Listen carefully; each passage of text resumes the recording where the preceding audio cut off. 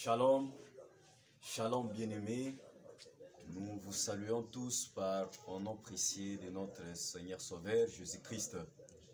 Nous sommes devant vous pour vous animer cette émission, bien sûr appelée Dieu a tout mis par les écrits. Nzambe atie nyonso na kati na makomi. C'est votre émission de chaque jour. Aujourd'hui, nous avons reçu notre invité qui va nous parler en détail selon la mesure de grâce que Dieu a mis dans lui. C'est le serviteur de Dieu, Dr Frank Elanga, qui est avec nous aujourd'hui.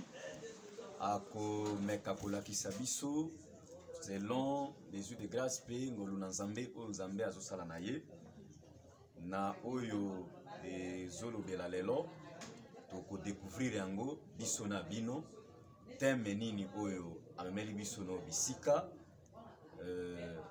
émission oyo bien-aimé ba bien-aimé soki olingi s'abonner na yango eza facile kota na compte na yo na YouTube pe kotisa adresse oyo Dr Frank Elanga. Nazonge lisusu Dr Frank Elanga. Okota okozwa image na biso pe okolanda yango malamu na bokebi nyonso. Pe soki ozana ba réaction mituna ebele oyo ozalaka na yango na ba difficulté poster yango kaka wana tokozwa yango totangi pe na ba émission ya sima mosali ya Nzambe Dr Frank Elanga Nangolo na Nzambe akomeka kopesa bino babiyano na bamituna nyonso to pe ba question ba difficulté nyonso yoki kozala. Toza awa na planto na basali ya Nzambe. D'abord ngai moko naza pe mosali ya Nzambe. Tokoleka na présentation na kosepela mingi to bandana on a invité na biso mosali ya Nzambe Dr Frank Elanga. Ozana maloba, on se présenter, et puis Nassima, Tokota na moto ya likambo na biso. Shalom bien-aimé, shalom frère, votre humble serviteur Dr Frank Elanga de l'Assemblée des Saints de Lougouara. Voilà, Tokatisi, Tokei. Shalom mes frères bien-aimés, shalom, et ça, Randi Konabino, Moussali Nzambe, Pasti Yafunga. Shalom, le Saint d'Israël, shalom, le fils d'Abraham.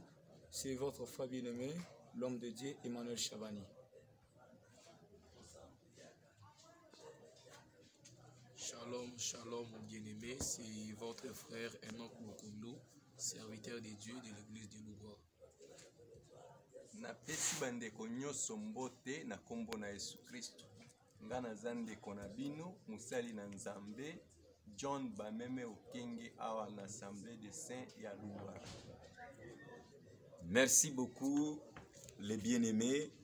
Je pense que Bolandi présentation na ba sali ya Nzambe oyo tozwami na bango na planto pona ko kabola liloba na Nzambe eza partage biblique to memela bino nga nyonso batema ebele boko découvrir eza na makambo ebele oyo Nzambe azana kosa pesa bino na nzela ya basali ya Nzambe oyo baza awa ngai moko pe neti naza koloba na bengami na kombo ya serviteur de Dieu Louison Bouma oyo toza ko animer émission oyo na ngolo na Nzambe sans pourtant tobungisa ngonga tozokota directement na moto ya likambo na biso to pe thème oyo to memeli bino na mokolo na lelo toza kozongisa maloba epa na Dr Frank Elanga yende akomeka kopesa biso thème et puis na sima na yango akufungola pour que toyeba eloko nini amemeli biso lelo na oyo bisika. Merci beaucoup le serviteur de Dieu, merci beaucoup. Teme na biso tozozo yango tokoluba makambo ebele toluba ba prophétie ba connaissance révélation nyonso ndenge toteyaka tokoza ba teme ebele mais lelo to préféraki tolobela bino thème moko na kati eza toujours na kati ya mariage mais lelo bato ebele baza na confusion sur l'infidélité na kati ya mariage ebele bazomona infidélité eza koyiba mwasi ayibi mbongo mwasi aza ndoki mwasi aza boye. Bon, Christ azo parler na ba motif quelconque, azoya pe ko parler na infidélité sauf pour infidélité. Est-ce que bondoki oyibi nini nyonso est-ce que ezali infidélité dans le mariage ou bien eza parmi les motifs quelconques? Yango nde excuse tozolobela bino yango lelo soki to dénommé émission na biso Dieu a tout mis par les écrits. C'est-à-dire que nous ne pouvons pas aller au-delà de ce qui est écrit. Totikala na oye komami selon ndenge proverbe azoloba. Tozwi émission na biso to dénommé yango na écriture oyo. Ba kotangela nano biso avato simba moi flash muke tozopesa bino lelo ezaka flash tokoyoka pe ba réaction na bino la fois prochaine tokoyeba kopesa na ba détails ebele. Proverbe chapitre 22, versets 20 à 21. N'ai-je pas déjà pour toi mis par écrit des conseils et des réflexions pour t'enseigner des choses sûres, des paroles vraies, afin que tu répondes par des paroles vraies à celui qui t'envoie. Donc Dieu a tout mis par écrit. La Bible, c'est la création même de Dieu. Oyo nzamba benga yango kokela maya nzambe mobimbeza Bible. Kokende libanda e Bible te, oyo Bible lobi te, yo koloba yango te, kobakisa yango te. Yango émission na biso Dieu a tout mis par les écrits. Même tant que tu simba ba prophétie, tu peux utiliser les écritures. Tu simba révélation, tout ça tu peux prendre toujours na carte ya Bible. Tu peux kende au-delà na oyo et komami. Yango tozo présenter bino lelo comme flash. Tozo pesa lokola flash, ce qui tozui na Matthieu chapitre 19. Matthieu chapitre 19. Par rapport à Christ azolobela l'infidélité. Est-ce que infidélité oyo Christ azolobela yango ezande infidélité moi si aibi bongo moi si akosi mobali na ubia a utiliser mensonge tout ça tozo mekape kolobela yango tozo yo kotanga Matthieu 19 de 1 même au kiko kotatina verset 10 bon biso tozo zoa verset 9. Mais je vous dis que celui qui répudie sa femme, sauf pour infidélité, et qui en épouse une autre, commet adultère. Commet un adultère.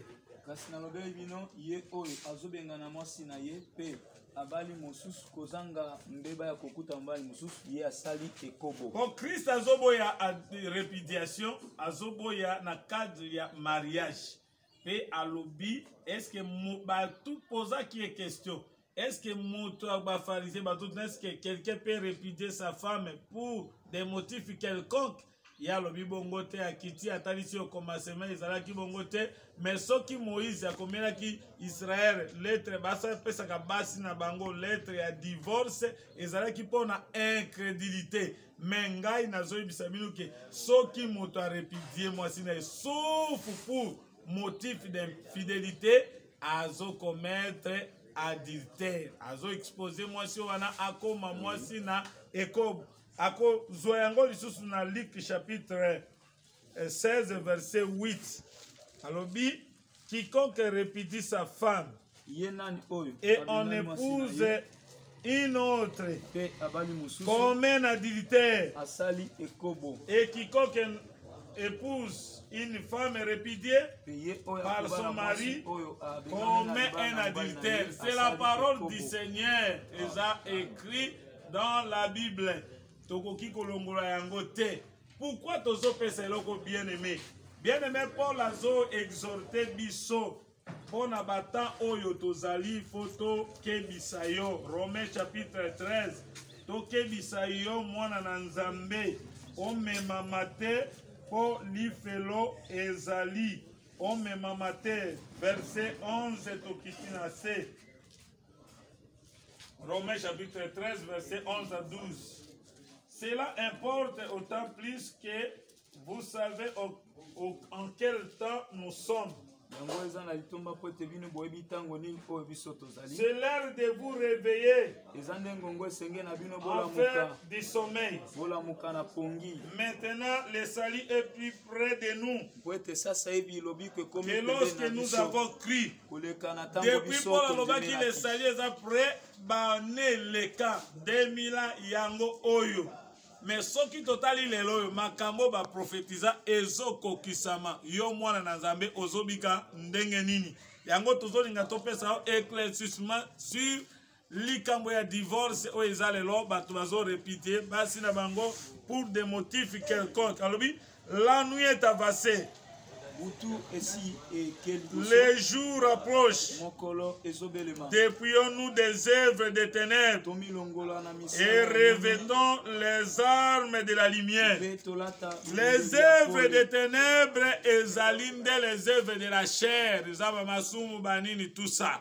Yango balobi tokima. Lelo yo mutu afandi asali ba voyage na ye aye pour des motifs quelconques. Moi, si Nangazandoki a répudié, est-ce que vous répudiez? Moi, si pour des motifs quelconques, pendant qu'on pèse à quelques écritures, où ils ont la flash, Tozongi na Nombre chapitre 5, tout pèse à différence et infidélité. Nombre chapitre 5, toujours verset 5. Nombre chapitre 5, verset 5, Totangi, nous lisons au nom de Jésus. L'Éternel parla à Moïse et dit, parle aux enfants d'Israël, lorsqu'un homme ou une femme péchera contre son prochain en commettant une infidélité à l'égard de l'Éternel et qu'il se rendra ainsi coupable, il confessera son péché et il restituera dans son entier l'objet mal acquis en y ajoutant un cinquième et il le remettra à celui envers qui il s'est rendu coupable. Ici, l'infidélité est un sens général, sens large, l'infidélité envers l'Éternel. Ba péché toujours ça, convoitise des yeux, tout ça, ba biloko ebele, yango pe bengami infidélité. Mais dans les mariages, eloko e bengami infidélité, landa yango. Dans les mariages, tout ça toujours, on a un Nombre chapitre 5. Tobandina verset 11, Tokitina C. L'Éternel parla à Moïse et dit, parle aux enfants d'Israël et tu leur diras, si une femme se détourne de son mari et lui devient fidèle, si un autre a commerce avec elle, on a toujours directement l'infidélité dans les mariages adultères. Eza ekobo mwasi azu mobali mosusu yango nde Christ azoloba sauf pour motif d'infidélité wana eza motif quelconque te o mosusu nyonso etikali eza classé na kati na ba motif quelconque. Pona exemple même Nzambe po a répudié Israël a komela ye lettre ya divorce. Il faut akutaye na infidélité. Tokotanga Jérémie chapitre 3. Totangi Jérémie chapitre 3. Après Tokotanga pe Esaïe chapitre 50. Jérémie chapitre 3, Tobanina verset 6. L'Éternel me dit, au temps du roi Ozias, as-tu vu ce qu'a fait les fidèles d'Israël? Elle est allée sur toutes les montagnes élevées et sur tout arbre vert. Et là, elle s'est prostituée. Awa Israël a dit prostituée dans la montagne élevée. Oh, les montagnes, Oyebi, Apocalypse 17, les montagnes sont des royaumes. Israël a sali l'alliance dans le royaume de la terre. Alors je disais, après avoir fait toutes ces choses, elle reviendra à moi, mais elle n'est pas revenue. Et sa sœur, la perfide Judas, on a été témoin. Quoi que j'ai répudié l'infidèle Israël à cause de tous ces adultères. Ah, c'est infidélité, c'est l'adultère de la répudier qu'Israël, que je lui ai donné sa lettre de divorce. J'ai vu que la perfide Judas, sa sœur, n'a pas eu de crainte et qu'elle est allée se prostituer pareillement. Par la criante débauchée, Israël a souillé le pays. Elle a commis un adultère avec la pierre et le bois. Oh, la pierre et le bois, parce que c'est toujours le royaume de la terre. Israël a fait une alliance. Wana Nzambe a commis l'être, il y a divorce. Adultère est parmi les motifs quelconques. Il y a Jésus a l'infidélité. Infidélité dans le mariage, c'est l'adultère. Oyo mosusu en dehors adultère, et ça le motif quelconque. On a coupé sa deuxième témoignage et pas dans Nzambe pour être makambo ya libala total kango par rapport na Christ l'église par rapport pe na Nzambe na Israël. Tozo tala yango tozi Esaïe 50 verset 1 tokitina se. Ainsi parle l'Éternel.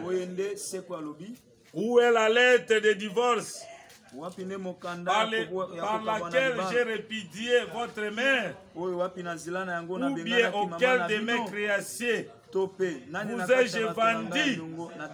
Voici, c'est à cause de vos iniquités. Oh, iniquité, c'est changer de Dieu, que vous avez été vendus.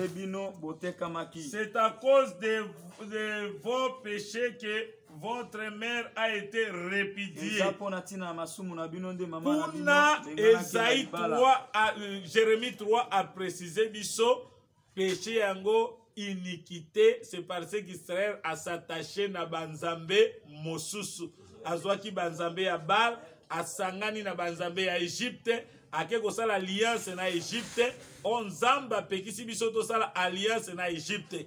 Israël comme azumi bali mosusu, asengi secours mosusu. L'Éternel a secours na ye, parce que c'est lui notre secours, même na ta détresse. Mais Israël a tiki le secours comme l'Éternel a quelque luka secours na Égypte. Oh, le secours eza Égypte eza nango néant. Voilà pourquoi kobenga yango la pierre, kobenga yango bois, kobenga yango nyonso, kobenga yango la montagne, tout ça.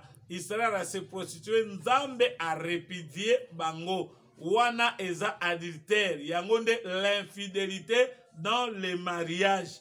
O mosusu nyonso etikali ezana yango oyo tozobenga yango le motif quelconque, ezala bondoki, ezala likambo nini mwasi azana yango Nzambe abongisaka. La sorcellerie c'est un esprit, bako prier kobima mwasi akozala délivré, bokotikala na ibaka lite ekote yama onaye bako sungena ba prière akozala délivré, mais yango ekozala cause te. Ba mususu bakomi kozala ba voyage. Même les hommes de Dieu mutokozala voyage ba 3 ans. Azo kende aba nonema si azongi soupçon aye azubi bezolo bani na kaya soupçon. Est-ce que soko soupçonné, est-ce que okiko répudier okangi te afragra de li okutite okangi mwasi na yote ozuye vraiment boyete okangi ete me ba soupçon balobaki bandeko nanga ba yebisi ngai oboyi mwasi na yo wana nyonso ezana ba motif quelconque oyo biso tozondima comme infidélité dans le mariage, c'est l'adultère.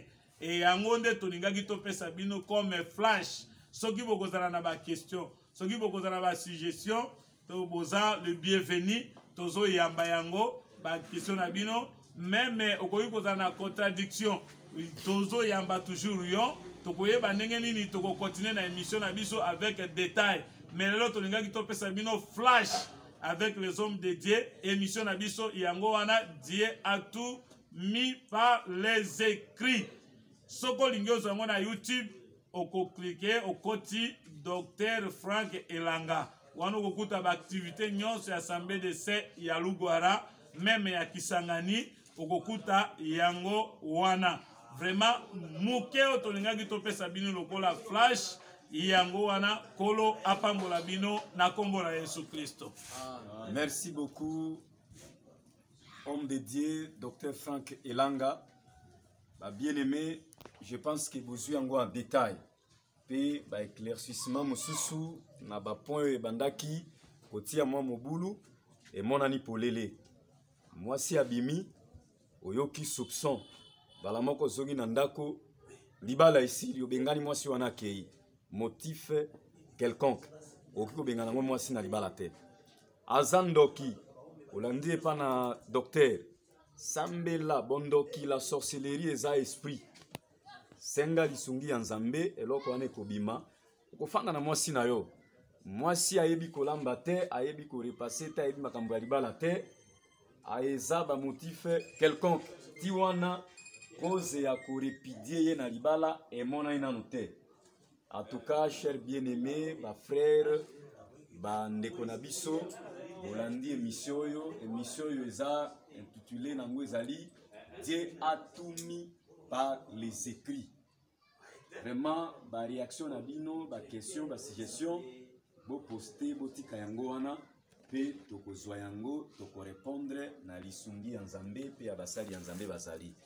Tokomi na suka ya émission na biso, to zongiseli Nzambe matondi, parce que yo ya bandaki na biso, akobaki na biso, pe yo akomisi biso na suka, nde to zongiseli matondi. Na suka émission toko clôturer yango na mwa losambo togumbi moto wana tozongisi lisusu maloba esika na Dr Frank akambi biso na losambo otondo Nzambe ndenge abandaki na biso na ebandeli pe akomisi biso na suka pe kotika nyonso na boko na ye pe émission ya sima Nzambe aza na biso elongo tolandi losambo. L'Éternel Dieu Tout-Puissant, to komisi kombo na yo, to netoki kombo na yo, parce qu'il est écrit, mon peuple périt parce qu'il manque la connaissance. Tant que tozali, ils ont toujours opé biso connaissance, biso lokola bateau, na biso moko, to kokokate, mais avec ta force qui agit en nous, neto kozala, il y a solo na capacité, il y a comme quelque chose, liboso et libota na yo. Tozo senga na weto pesa biso makasi, pesa biso intelligence, sagesse na kat na mission oyo ndenge to bandi yango eleka na kimia. Seigneur mon Dieu, loba oyo te ya milelo, Seigneur mon Dieu, mon roi flash oyo pesa mi moko na moko azo yango na bolingo pe moko na moko a comprendre yango pesa compréhension na kat na moko moko lekana ko bénir ba serviteur nyos tozalaki na bango, bénir peuple de Dieu nyos les saints assemblée de saints à Lugwara, bénir les saints et assemblée de saints à Kisangani, ya monde entier, ya RDC Mobimba pe ya monde entier bambola ba santu nyonso ya solo Nzambe to pambola ba bien-aimé nyonso ba amoureux ya parole de Dieu. Nzambe o bénir bango o kanisa bango pesa bango bonne santé o pesa pe bango ba koki amour ya kolandaka émission tango nyonso. Vous allez béni, vous allez prospérer à tous égards au nom de Jésus-Christ. Amen. Kimia na Nzambe eza na bino nde tomonani na mikolo ezali kola.